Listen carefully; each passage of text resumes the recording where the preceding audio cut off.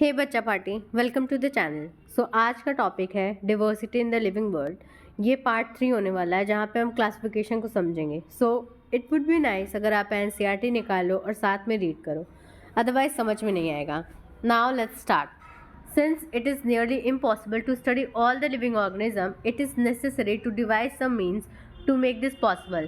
मतलब कि इतने ढेर साले अरबों खरबों में लिविंग ऑर्गेनिज्म है, ठीक है, तो सबके बारे में जान पाना, स्टडी कर पाना बहुत ही इम्पॉसिबल है, ठीक है, इम्पॉसिबल है, बहुत ही छोड़ो। इसीलिए कोई ऐसा तरीका निकालना ज़रूरी है जिससे हम उनकी स्टडी कर पाएँ। ये जो तरीका है, दिस प्रोसेस इज क्लासिफिकेशन, ठीक है। Classification is the process by which anything is grouped into convenient category based on some easily observable character. Classification एक ऐसा प्रोसेस है जिसमें हम किसी भी चीज़ का ग्रुप बनाते हैं, ठीक है, मतलब कन्वीनियंट कैटेगरी में। और ये ग्रुप बनता है किस पे है, कुछ ऑब्जर्व किए गए कैरेक्टर्स के बेसिस पे। मतलब मान लो दो बंदे हैं, ठीक है, हमने देखा कि एक का बाल काला है, दूसरे का बाल भी काला है, तीसरे का बाल लेकिन ब्राउन है, ठीक है, और चौथे का बाल ब्राउन है। तो हम क्या करेंगे, अब ये कैरेक्टर हम देख लिए, हेयर कलर, ठीक है, तो दो कैटेगरी बनाएंगे, एक ब्लैक हेयर कलर, एक ब्राउन हेयर कलर। ब्लैक में पहले दोनों को डालेंगे और जो ब्राउन है उसमें जो लास्ट के थर्ड और फोर्थ है उसको डालेंगे। समझ में आया क्लासिफिकेशन? मतलब कि सम इजीली ऑब्जर्वेबल, आसानी से जो कैरेक्टर ऑब्जर्व हो जाए उनके बेसिस पे कैटेगरीज बनाया जाता है। फॉर एग्जाम्पल, अब यहाँ पे एग्जाम्पल दिया है, we recognise groups such as plants और एनिमल्स और डॉग्स, कैट और इंसेक्ट, ठीक है, मतलब हम आसानी से ग्रुप बना सकते हैं। जो प्लांट है, एनिमल जैसे कैट है, डॉग है, ठीक है। The moment we use any of these term we associate certain character with the organism in that group. और मान लो हम किसी को बोल दिए कुत्ता, तो कुत्ता में हम लोग कुत्ता नहीं इमेजिन करेंगे कि हम गाय इमेजिन करेंगे, तो कुत्ता का एक ग्रुप बना लिए। What image do you see when you think of a dog? अगर आप डॉग सुनते हो तो आप कौन सा चित्र बनाओगे अपने दिमाग में? Obviously each one of us will see dog and not cat. मतलब अगर हम कुत्ता बोल रहे हैं तो कुत्ता के बारे में सोचोगे कि बिल्ली के बारे में सोचोगे? ऐसा नहीं ना है। Now we were to think of Alsatian,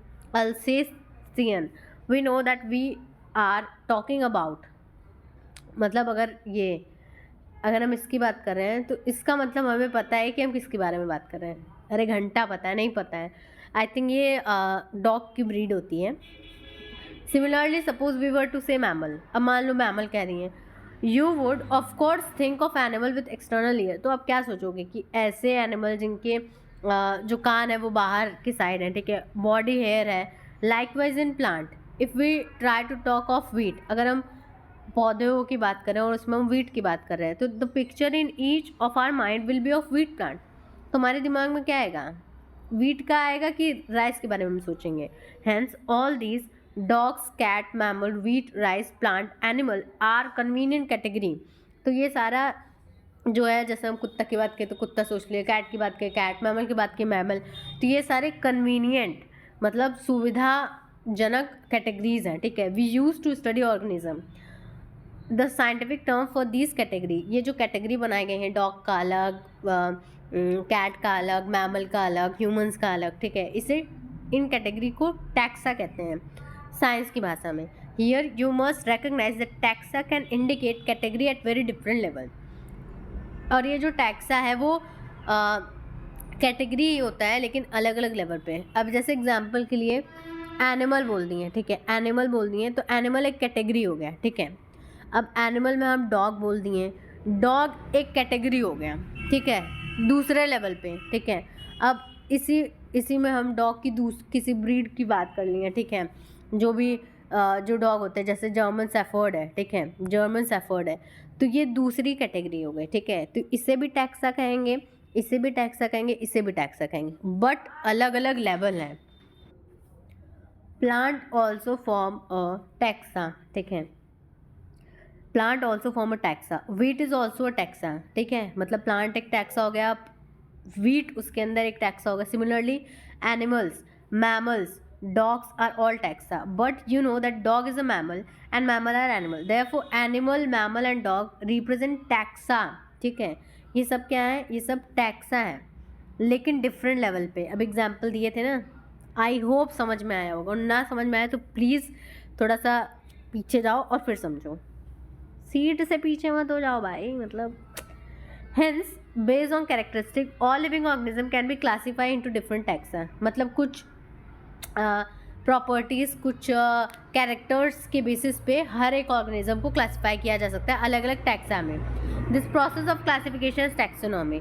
ठीक है, तो ये क्लासिफिकेशन का जो तरीका है, ये इसी को हम टैक्सोनॉमी कहते हैं। मतलब process of classification is taxonomy. अब ये जो क्लासिफिकेशन होता है वो कुछ कैरेक्टर के बेसिस पे होता है। एक्सटर्नल एंड इंटरनल स्ट्रक्चर, मतलब बाहर से कैसा दिख रहा है, अंदर से कैसा उसका स्ट्रक्चर है। Along with the structure of cell, उसका जो सेल है वो क्या यूनिसेलुलर है, मल्टीसेलुलर है, यूकैरियोटिक है, प्रोकैरियोटिक है। डेवलपमेंट प्रोसेस, ठीक है, क्या वो लार्वा स्टेज से होके जाता है, क्या वो डायरेक्टली एडल्ट बन जाता है। इकोलॉजिकल इंफॉर्मेशन कहाँ मिलता है, कहाँ नहीं मिलता है, are essential and form the basis of modern taxonomic study. तो आजकल जो टेक्सोनॉमिक स्टडीज़ होती है उसका बेसिस है ये सारी चीज़ें, कि एक्सटर्नल और इंटरनल स्ट्रक्चर को देखा जाएगा, सेल का स्ट्रक्चर देखा जाएगा, डेवलपमेंटल प्रोसेस देखा जाएगा, इकोलॉजिकल इंफॉर्मेशन देखा जाएगा। हेंस कैरेक्टराइजेशन, मतलब कि कैरेक्टर्स जो हैं उसके, ठीक है। जैसे फॉर एग्जांपल किसी किसी के बारे में बात करें कि वो मीठा बोलती है, ठीक है, वो बहुत अच्छे से कॉन्फिडेंटली बोलती है, ठीक है, बहुत अच्छे से ड्रॉ करती है। तो ये कुछ कैरेक्टर्स हैं। आइडेंटिफिकेशन, हमने ये सब चीज़ें आइडेंटिफाई की हैं और इस सब चीज़ें के बेसिस पर हमने क्लासीफाई किया, क्लासीफाई करके नाम दे दिया। Are the process that are basic to taxonomy. ठीक है, ये इम्पॉर्टेंट लाइन है, ये इम्पॉर्टेंट लाइन है, CICN, characterisation, identification, classification, nomenclature, these are basic to taxonomy. Taxonomy is not something new. ऐसा नहीं है कि भाई साहब कोई नया चीज़ पढ़ रहे हैं, हमारे लिए तो है, लेकिन for the scientist it's not new. Human being have always been interested in knowing more and more about the various kind of organism. हम मनुष्य, हमें हमेशा से चुल मचा है कि भाई ज़्यादा से ज़्यादा जाने लेकिन दुनिया में हो क्या रहा है। ठीक है, अलग अलग तरह के जो ऑर्गेनिज्म है, कभी बैक्टीरिया खोज दे रहे हैं, कभी अलग तरह का बैक्टीरिया खोज दे रहे हैं, कभी वायरस खोज दे रहे हैं, कभी कुछ खोज दे रहे हैं, particularly with reference to their own use. लेकिन इसलिए हम खोज रहे हैं ताकि हम उसका इस्तेमाल कर सकें। बैक्टीरिया तक का इस्तेमाल हम लोग कर रहे हैं अपने फ़ायदे के लिए। तो भाई in early days human being needed to find sources for the basic need of food, clothing and shelter। तो पहले जब एवोल्यूशन हो रहा था, जब मानव प्रॉपर जो हम होमोसेपियन है उसमें इवॉल्व हो रहे थे, तो उस टाइम फूड के लिए, कपड़ों के लिए और शेल्टर के लिए चीज़ें ढूंढी जाती थी। कि मतलब ऐसा कौन सा चीज़ है जिससे हमें कपड़ा मिल जाए, जिससे हमें खाना मिल जाए, तो उन चीज़ों को मोस्ट इम्पॉर्टेंट समझा जाता था। The earliest classification were based on uses of various organism. ठीक है, तो जो पहला जो क्लासिफिकेशन हुआ था ये यूज़ पे बेस्ड था। ठीक है, कि हम कोई भी चीज़ ढूंढ रहे हैं तो वो हमें क्या दे सकता है, ठीक है, हमारे यूज़ में क्या चीज़ आ सकता है। Human being were since long not only interested in knowing more about different kind of organism and their diversity but also the relationship among them. मतलब कि ह्यूमंस जो हैं वो अलग अलग तरह के ऑर्गेनिज्म के बारे में तो जानना चाहते थे, लेकिन साथ में आपस में उन सबका क्या रिश्ता है, रिश्तेदार, ठीक है, आपस में कैसा रिलेशनशिप है उसके बारे में भी जानने की इच्छुक रहे हैं। तो ये जो ब्रांच ऑफ स्टडी है जहाँ पे हम ये 3-5 कर रहे हैं, जहाँ पे हम वैरायटी ऑफ ऑर्गेनिज्म के साथ रिलेशनशिप अमंग देम स्टडी कर रहे हैं, that is systematics. The word systematics is derive from the Latin word. अब ये जो सिस्टमेटिक्स वर्ड है ये एक लैटिन वर्ड से डिराइव है जिसका नाम है सिस्टमा। इसका मतलब होता है सिस्टमेटिकली अरेंज करना ऑर्गेनिज्म को, एक क्रम से, एक मैनर में, एक सीक्वेंस में। ठीक है, Linnaeus used Systema Naturae as the title of his publication. Linnaeus ने कुछ इन्होंने काम किया होगा, तो इनका जो इन्होंने जो पब्लिश किया तो उसकी पब्लिकेशन का टाइटल उन्होंने रखा सिस्टमा नेचुरा। ये भी देखो किस तरह से लिखा गया है, इटैलिक है और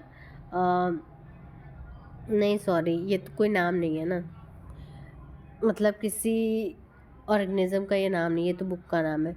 the scope of systematics was later enlarged to include identification, nomenclature and classification. बाद में फिर इस सिस्टमेटिक्स में आइडेंटिफिकेशन, नॉमेनक्लेचर और क्लासिफिकेशन को भी घुसा ले गए। भाई आओ तुम्हें भी पढ़ेंगे। Systematic takes into account evolutionary relationship between organism.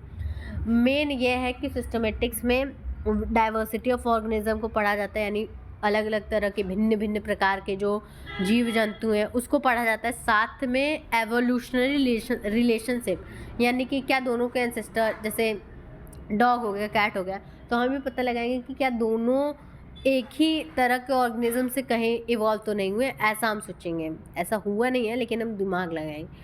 अब जैसे कैट है, लायन है, पैंथर है, इन सबको हम सोचेंगे कहीं ये एक ही बिरादरी के तो नहीं है, तो ऐसा है।